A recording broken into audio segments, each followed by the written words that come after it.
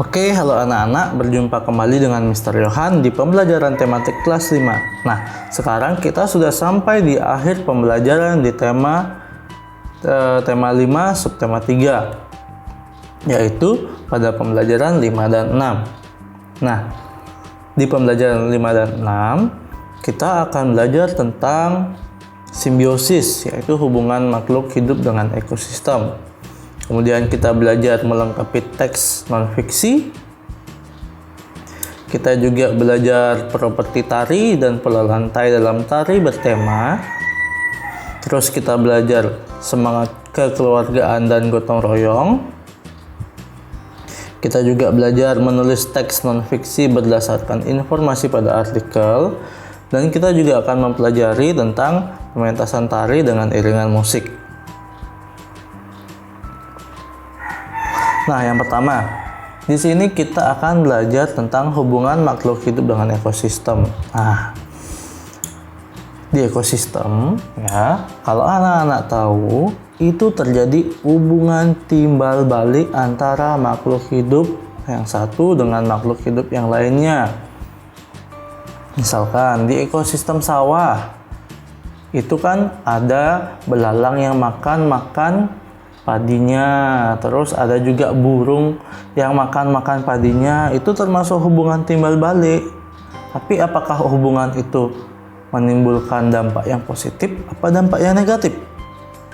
Nah, ya, berbeda kalau kita melakukan hubungan sosial dengan teman-teman kita. Misalkan kita berbicara, kita tertawa bersama-sama, itu lain hubungannya dengan yang akan kita pelajari kali ini. Nah, yang akan kita pelajari kali ini itu kita sebut dia dengan simbiosis. Ya. Nah, simbiosis ini itu adalah hubungan timbal balik antara dua makhluk hidup yang saling berdampingan. Ya. Jadi, adanya hubungan timbal balik antara dua makhluk hidup yang hidupnya bersama-sama atau berdampingan atau mereka saling ketemu, ya. Nah, simbiosis ini dibagi menjadi 3, ya. Simbiosis dibagi menjadi 3, ya. Yang pertama ada simbiosis mutualisme, ya. Simbiosis mutualisme itu adalah simbiosis yang menguntungkan, saling menguntungkan, ya. Saling menguntungkan antara hewan yang satu dengan hewan yang lainnya atau makhluk hidup yang satu dengan makhluk hidup yang lainnya. Contohnya kerbau dan burung jalak, ya.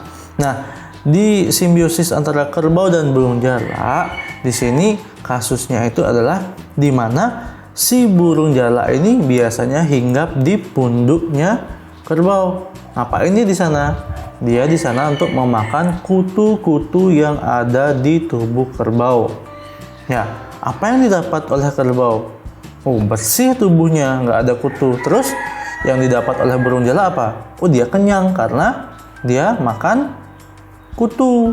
Ya, oleh sebab itu, jika dia itu menguntungkan yang satu dengan yang lainnya, itu bisa kita sebut simbiosis mutualisme. Ya. Nah, kemudian ada yang namanya simbiosis komensalisme, ya. Simbiosis komensalisme itu adalah hubungan antara dua makhluk hidup, tapi yang satu diuntungkan, ya, yang satu nggak untung nggak rugi, jadi biasa-biasa aja. Contohnya pada tumbuhan anggrek dan pohon yang ditumpanginya. Nah, misalkan di rumah anak-anak nih, anak-anak kan lihat anggrek, pasti kan ada dia ditaruh sama papa mamanya di salah satu tumbuhan. Kita lihat tumbuhannya itu. Apakah tumbuhan yang ditempeli oleh anggrek itu dia mati? Apakah dia bertambah subur? Oh enggak, dia biasa aja. Tapi anggreknya gimana? Anggreknya malah bisa hidup dengan baik. Nah, itulah yang dinamakan hubungan yang satu untung, ya. Yang satu nggak untung, nggak rugi. Nah, kemudian yang ketiga ada simbiosis parasitisme. Simbiosis parasitisme ini adalah simbiosis yang menguntungkan satu pihak, yang satu pihaknya lagi rugi. Nah, contohnya benalu dan pohon inangnya. Nah, di sini benalu itu adalah tumbuhan-tumbuhan yang merambat pada pohon inangnya, atau di sini kita ambil contoh pada pohon mangga. Nah, kalau anak-anak lihat, benalu ini jika hidup di salah satu pohon, maka pohon yang ditumpanginya itu pasti akan mati. Karena apa? Karena si benalu ini dia mengambil zat-zat hara dari kambium yang ada di pohonnya itu. Maka dari itu, pohon inangnya itu kekurangan makanan. Nah, seperti itu ya. Ini mutualisme itu saling menguntungkan. Kalau komensalisme satu untung, satu biasa aja, satu B aja dia. Kalau parasitisme itu satu untung, satu rugi. Nah, begitu anak-anak ya. Nah, sekarang kita akan mencoba belajar untuk melengkapi teks non fiksi ya. Nah, di sini kalau kita melengkapi teks non fiksi itu intinya ya, inti dari segala inti itu kita harus membaca dengan seksama. Yuk kita sama-sama kerjain yang ini. Ya. Kita baca dulu, Mister kasih waktu untuk baca.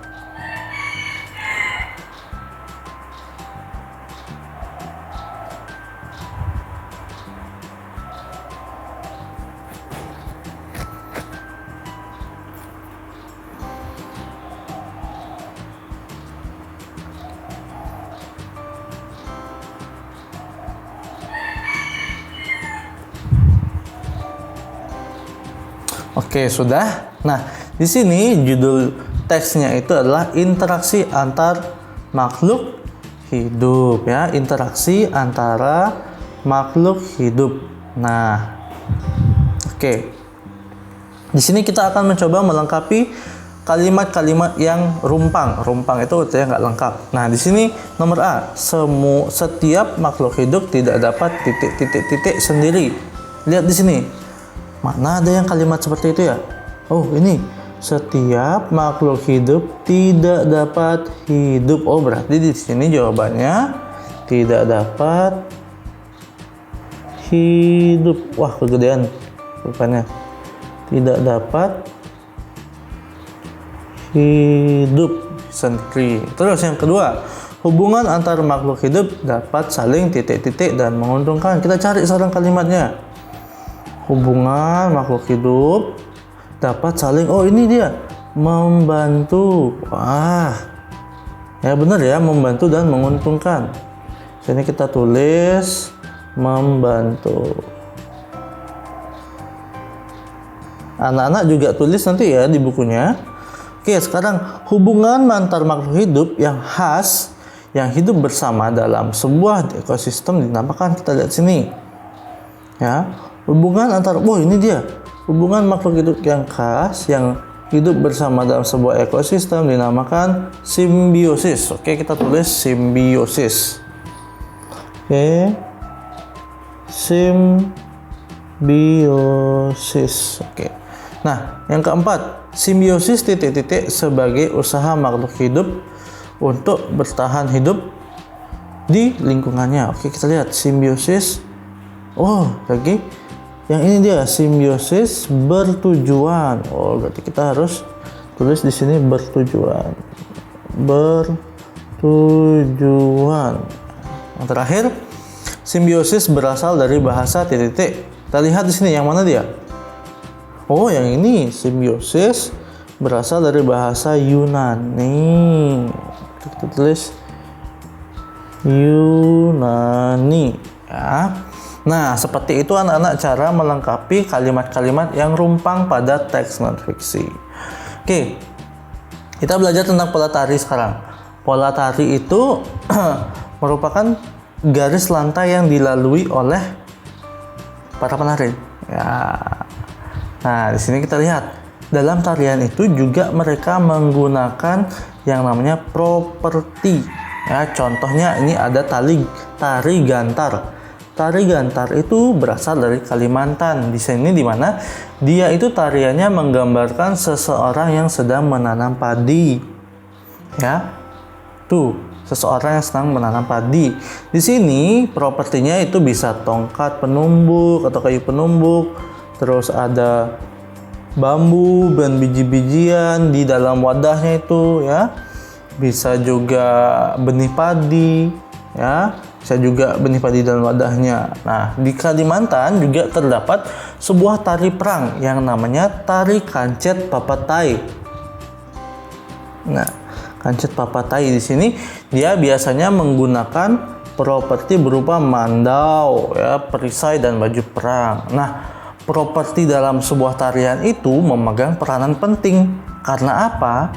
Kalau nggak ada properti, estetika dari tarian itu nggak akan keluar. Jadi keindahan tarian itu nggak akan keluar ya.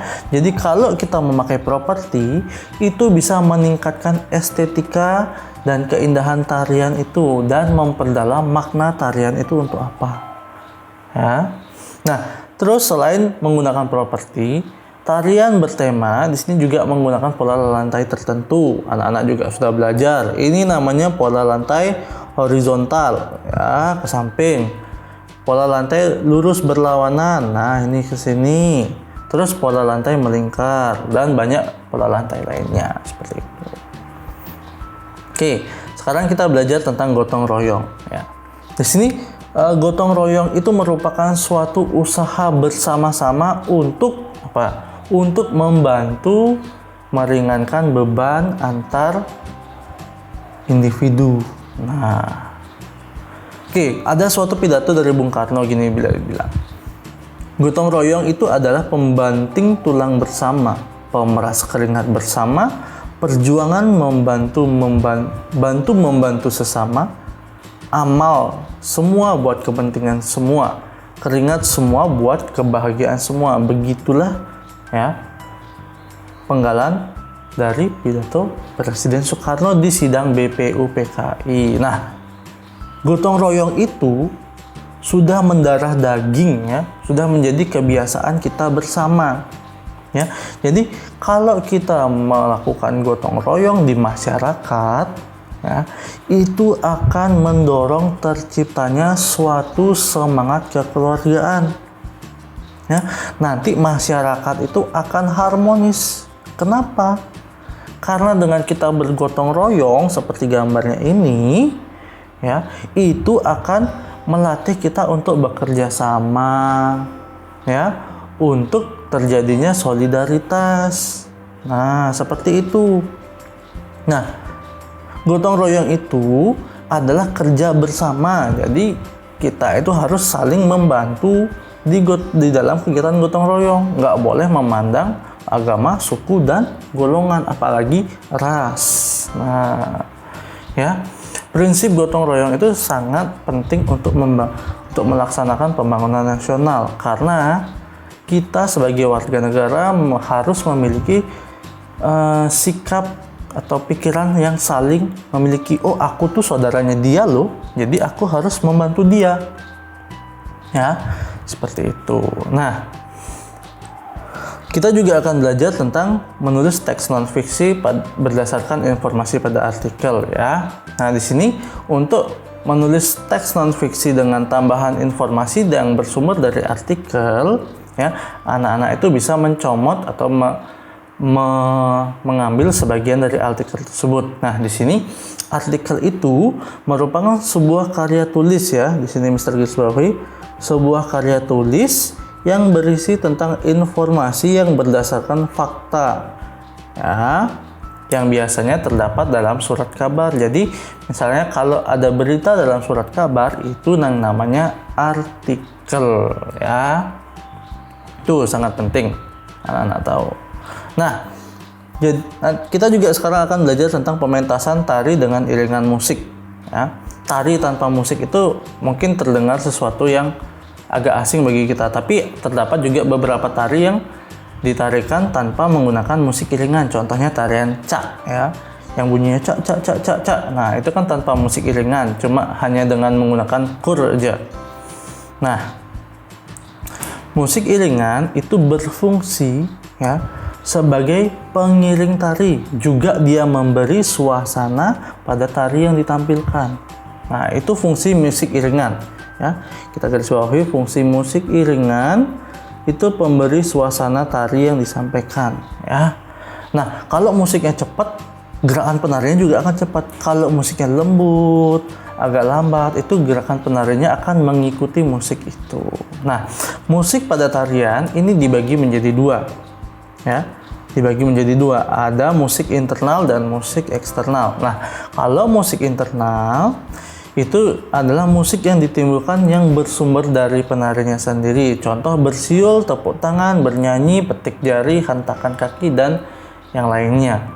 Kalau musik eksternal itu adalah iringan musik yang berasal dari alat musik atau instrumen. Contohnya nyanyian, terus suara-suara, instrumen gamelan, dan lain-lain. Nah, di sini ada contoh iringan tari dan musik pengiringnya.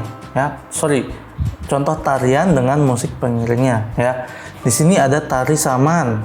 Saman itu diiringi oleh rebana. Tari serimpi dari Yogyakarta diiringi oleh gamelan. Terus tari lenong diiringi oleh gambang kromo. Nah, seperti itu anak-anak. Oke, untuk latihannya, anak-anak bisa mengerjakan latihan evaluasi subtema 2 ya. Anak-anak kerjakan ini, nanti anak-anak bisa pakai untuk persiapan evaluasi ya. Ini kerjakan latihan subtema 2 halaman 46 sampai halaman 48. Itu dikerjakan langsung pada buku modulnya. Oke, sekian saja video kali ini. Semoga anak-anak tetap sehat, semoga anak-anak bisa mengerti apa yang Mister sampaikan. Oke, sekian dulu video kali ini. Terima kasih, Tuhan Yesus memberkati.